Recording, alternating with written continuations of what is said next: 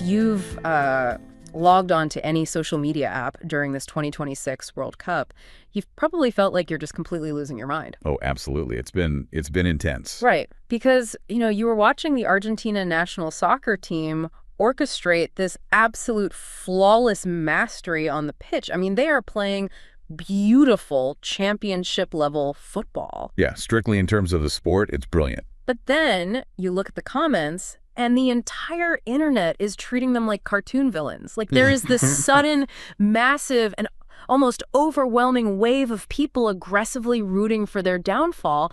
And, you have to ask yourself, why is a team that plays such brilliant soccer generating so much intense global hostility? It's a really remarkable phenomenon to watch unfold in real time. Because what we are seeing isn't just the standard, run-of-the-mill sports rivalry. Right, it feels bigger than that. Exactly. The backlash has completely spilled over the edges of the soccer pitch and morphed into this massive referendum on culture and history. Which is exactly why we are dedicating this deep dive to figuring out what is actually going on. So for you listening at home, okay, let's unpack this. Our mission today is to pull apart a massive, highly detailed, and honestly explosive Reddit thread from the Yacht If the Loop community. And there is a lot to pull apart there. Oh, for sure. We are going to extract the real aha moments to understand how a simple soccer tournament has somehow peeled back layers of alleged FIFA corruption, deep-seated cultural misunderstandings, historical genocides, and even modern geopolitical grudges. But before we dive into the deep end, it is really crucial that we establish the framework for this conversation. Yeah, we need some ground rules here. Right, because the source material we are analyzing today touches on some highly sensitive, deeply politically charged issues. I mean, the thread gets into race, immigration dynamics in France, international geopolitics, and, historical atrocities. Heavy stuff. Very heavy. So, to be absolutely clear up front, we're not taking sides, and we are not endorsing the viewpoints expressed by the commenters in these threads. We are strictly and impartially reporting on what the global internet community is arguing about in the sources. Exactly. The goal is just to synthesize this massive global argument so you can understand the mechanics of how we got here. So, let's start right where the internet's anger started, which is on the grass right now in 2026. Makes sense. Because before we can even touch the heavy historical baggage, we have to look at the immediate trigger for the outrage. What are fans actually seeing during these matches that is making them so furious? Well, according to the sources, fans are tracking a very specific statistical and, frankly, visual anomaly. They are pointing out that Argentina currently has the absolute lowest foul-to-card ratio in the entire tournament. Meaning they are committing an incredibly high volume of fouls, but the referees are just, letting them walk away without issuing any yellow or red cards. Precisely. And the thread zeroes in on one glaring example that really set this narrative in stone, which was the recent match against Egypt. Oh, man, that match. Right. This sequence of events is what essentially broke the internet. So first, an Argentine player commits a highly visible foul against an Egyptian player. Undeniable. Yeah, undeniable. But the referee waves it off.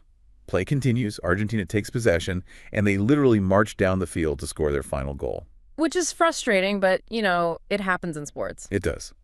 But then, later in the match, Egypt manages to score a goal of their own. And suddenly, the referees decide to stop the game and consult VAR. The video assistant referee system. Right, the VAR. And they use it to disallow the Egyptian goal over a petty, relatively minor foul that happened on the complete opposite side of the pitch. Like miles away from the play. Exactly. Long before the actual scoring play even developed. Commenters across the thread noted that VAR was specifically designed to correct clear and obvious errors directly related to a goal. Right, not to go back in time and find a technicality. Right. Using it retroactively to dig up a minor offense miles away just to pull back a legitimate goal felt totally unprecedented to the viewers. And if that wasn't enough to fuel the fire, the sources highlight another moment where an Argentine player literally punched an opponent during a match. A literal punch on international television. And the referee didn't even stop play. That is just wild. And of course, angry fans are quick to point out that this isn't a new trend, right? The thread is flooded with people pulling up the 1986 Hand of God goal by Diego Maradona. Where he literally punched the ball into the net. Exactly. And even match-fixing allegations going all the way back to the 1978 World Cup. But I think the core question the internet is asking is, why? Like, why would the referees be deliberately looking the other way right now, today, in 2026? Well, the consensus analysis synthesized from the thread points to a follow-the-money theory. It's all about FIFA's financial incentives. Okay, lay it out for me. So FIFA has this massive, publicly stated mandate to grow the sport's popularity and revenue in the United States. And where does Argentina's biggest star, Lionel Messi, currently play? He plays in the MLS, right here in the U.S. Exactly. The argument is that keeping a beloved global superstar like Messi in the tournament for as long as possible is a financial imperative. I mean, it boosts global television ratings, it drives social media engagement, and ultimately it drives massive revenue for the organizers. Okay, I have to stop you there because the economics of that grand conspiracy just don't add up for me. How so? Well, one commenter in the thread literally said, soccer became WWE, implying it's this totally predetermined, scripted outcome orchestrated in a smoke-filled room by FIFA executives. Right. But if FIFA is so incredible, I tend to look at this more like a corporate dynamic. Think of a company with a brilliant, untouchable CEO who brings in massive revenue.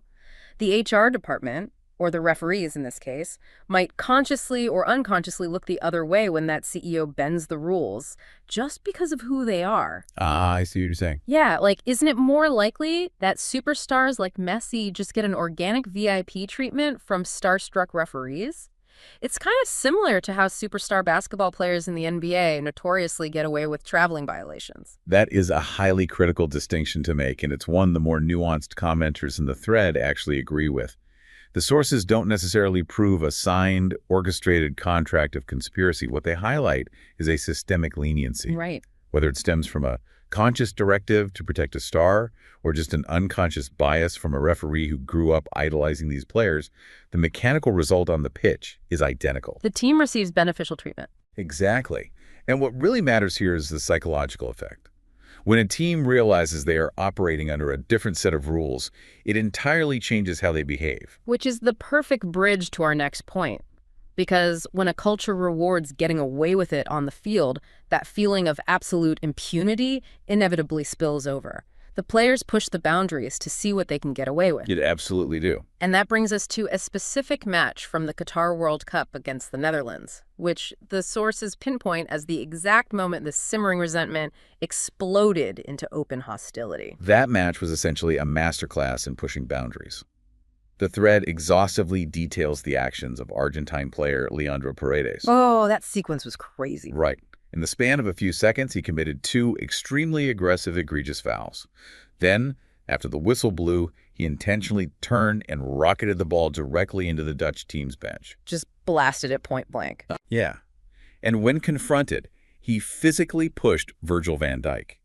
And after that entire sequence of escalating hostility, he walked away with only a standard yellow card. And it wasn't just the enforcers like Paredes acting out, right? You had Messi himself, a player who usually maintains this very carefully curated, pristine public image, acting completely out of character. Yes, he was caught on live television interrupting an interview to call Dutch player Wout Weghorst a bobo, which translates to fool or idiot.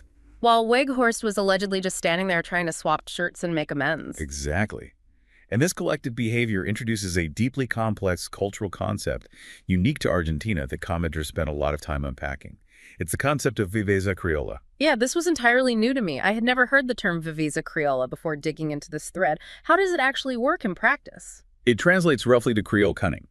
But culturally, it functions as a mindset where taking advantage of situations, finding loopholes, and bending the rules to your benefit is not just accepted, it is actively celebrated. What? Yeah, in this framework, outsmarting the system, or your opponent, through cunning, is viewed as a sign of intelligence and street smarts, whereas being condemned for cheating is almost secondary. That is wild. And, one commenter shared a pretty intense personal story to illustrate how this mechanism worked outside of sports.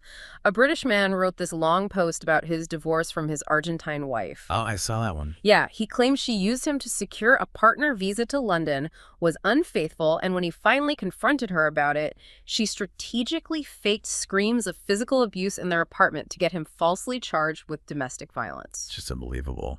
He wrote that he was fully acquitted a year later, but fighting the false charges cost him thousands of dollars and nearly ruined his mental health.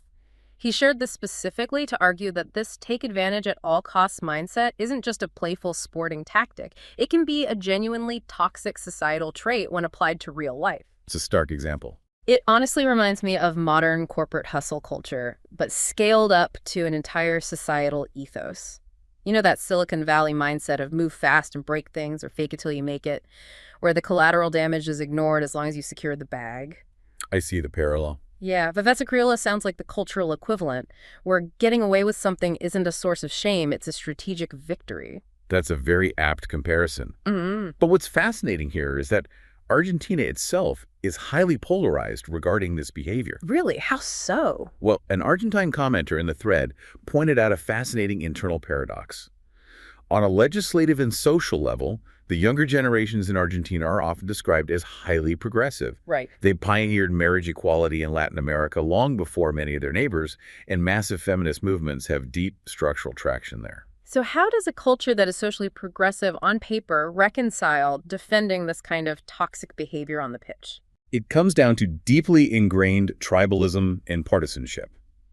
It's a society where people will often aggressively defend the terrible behavior of their own side, whether in political elections or at a World Cup final, simply to spite the opposition. So it's just pure us versus them. Exactly.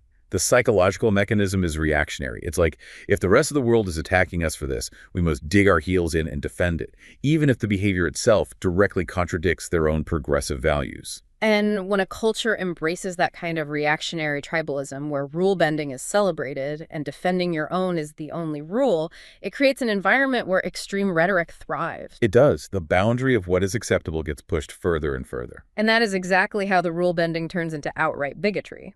Which leads us to the loudest, most damning complaints sweeping the internet right now. The blatant racism. This is where the controversy abruptly shifts from subjective complaints about VAR and refereeing into objective, heavily documented behavior.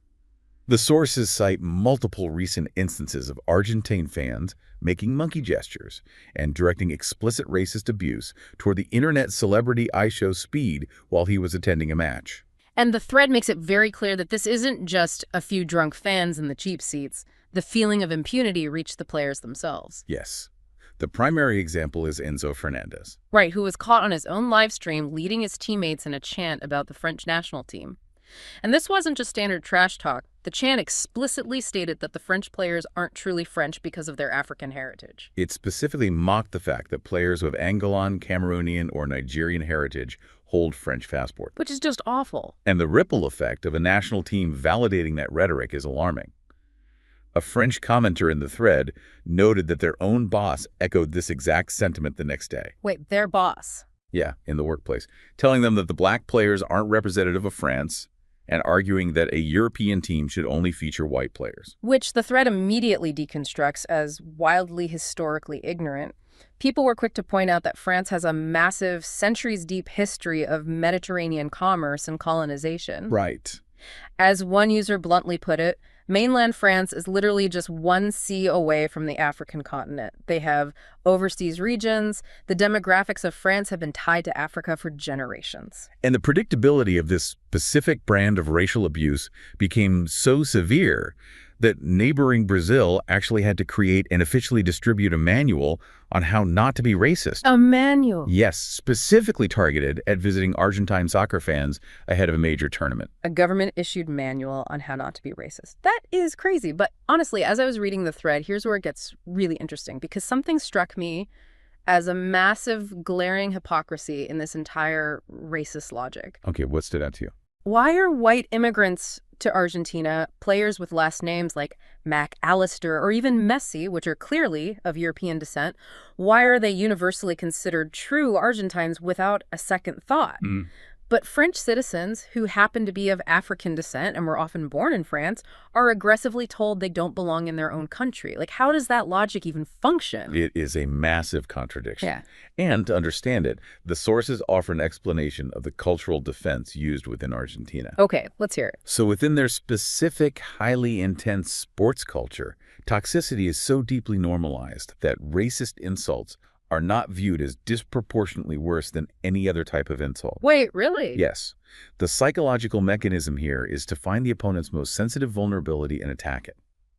To them, mocking someone's racial heritage in the heat of a match is viewed on the exact same level as calling someone a baldy or mocking their weight. Wow. It's just a tool to unsettle the opponent. But, I mean, just because a culture views it internally as a generic insult doesn't magically neutralize the historical weight of racism. Exactly. And this is where the argument of cultural relativity completely breaks down on the global stage. While an Argentine fan might internalize the insult as just ribbing, the global internet is watching. And the globe isn't buying it. Not at all.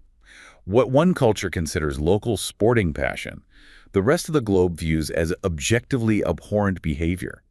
When you broadcast monkey gestures to a global audience, you cannot expect the world to ignore the systemic oppression tied to those actions just because your local culture normalizes it. Yeah, that makes total sense.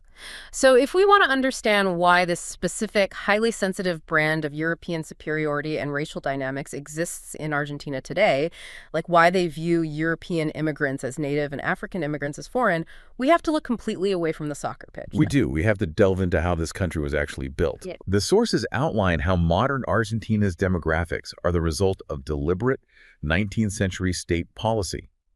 Their historical constitution didn't just casually prefer European settlers. It actively engineered policies to attract them while simultaneously marginalizing non-European populations. Right. The thread brought this up. Yeah, this state-sponsored Eurocentric drive led directly to the brutal genocide of indigenous groups and a sharp, devastating decline in the Afro-Argentine population. The goal was quite literally to create an ideal European-style state in South America. And the thread brought up a quote from a former Argentine president that absolutely made my jaw drop. This was a supposedly modern, progressive president who publicly quoted a song saying, "Brazilians came from the jungle, Mexicans from the Indians, but us Argentines came from the ships." And by the ships, he explicitly meant European immigrant vessels. It's just so blatant. That single quote perfectly encapsulates the lingering superiority complex that absolutely infuriates their Latin American neighbors. It is a declaration of European whiteness as a national identity. And inevitably, when you discuss Argentina's obsession with European heritage in a massive internet thread, the historical discussion turns to the Nazi rat lines. Oh, boy. All right. Following World War II, under President Juan Perón, Argentina famously sheltered up to 5,000 Nazis, including high-ranking war criminals fleeing Europe. But, and I want to be fair here, the sources do provide a very strong counter-narrative to this, right?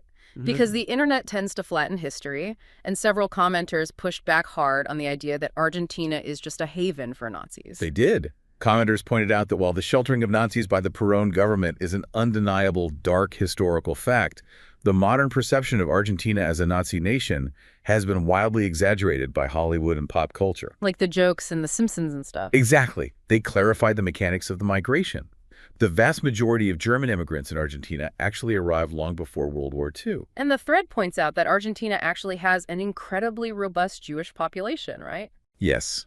Depending on the exact metric used, Argentina is home to the 6th to 8th highest Jewish population in the entire world. That's a huge detail to just gloss over. It is. Furthermore, the sources expose a deep historical hypocrisy regarding how the Nazi narrative was weaponized. In 1945, U.S. Ambassador Sproul Braden heavily smeared Argentina on the global stage for harboring Nazis. Right. But commenters point out he did this while completely ignoring the fact that his own country, the United States, was actively running Operation Paperclip. Oh, right, where the U.S. secretly sheltered and employed over 1,000 Nazi scientists to build the American space program. Exactly. So you have this incredibly messy historical foundation, and then you layer on modern geopolitics. Which just adds fuel to the fire. Like, the thread mentions lingering animosity from British fans over the 1982 Falklands War and anger from various groups over the current Argentine government's highly vocal geopolitical support for Israel. It all stacks up. Right.